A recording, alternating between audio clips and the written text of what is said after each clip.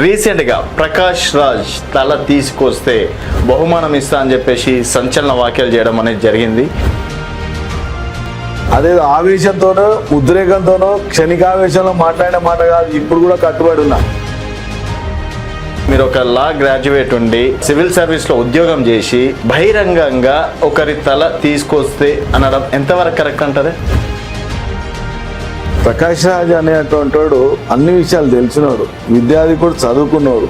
కావాల్సుకొని సనాతనం గురించి కానీ దేవీ దేవతలను ఇన్సల్ట్ చేసేటువంటివి కానీ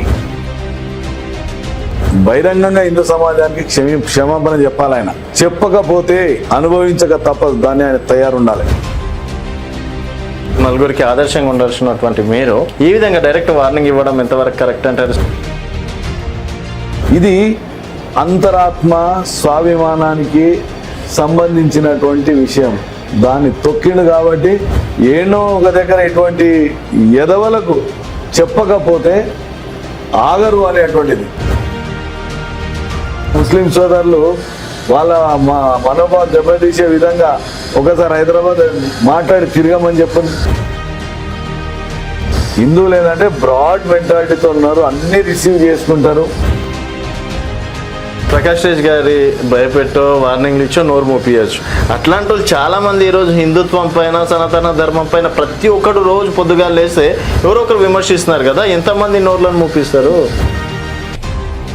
శ్రీనివాస్ రెడ్డి ఒక్కడు అవకాశం వచ్చింది కాబట్టి మీ బొట్టోళ్ళు అడిగారు కాబట్టి చెప్పింది, కానీ రగులుతున్నటువంటి వాళ్ళు చాలా మంది ఉన్నారు. అన్న పొద్దుగా లేస్తే మనకి లవ్ జిహాదు, ఆ జిహాదు, ఈ జిహాద్ అని చెప్పేసి కేవలం ఇది భారతీయ జనతా పార్టీ నేతలు క్రియేట్ చేసినటువంటి జిహాద్లా, లేకపోతే నిజంగా సొసైటీలో అట్లాంటి జిహాద్లు జరుగుతున్నాయి అనుకోవచ్చు? మసీదులల్లా వాళ్ళకు ఒకటి పెట్టిందనమాట. బ్రాహ్మణ్ పిల్లను తీసుకొస్తే టార్గెట్ చేస్తే ఇన్ని లక్షలు, రాజ్పూత్ పిల్లని తీసుకుంటే ఇన్ని లక్షలు, బీసీ పిల్లని తీసుకొస్తే ఇన్ని లక్షలు, ఎస్సీ పిల్లని తీసుకొస్తే ఇన్ని, దానికి రేట్లు కోట్ చేసి వాళ్ళని విడిచిపెట్టి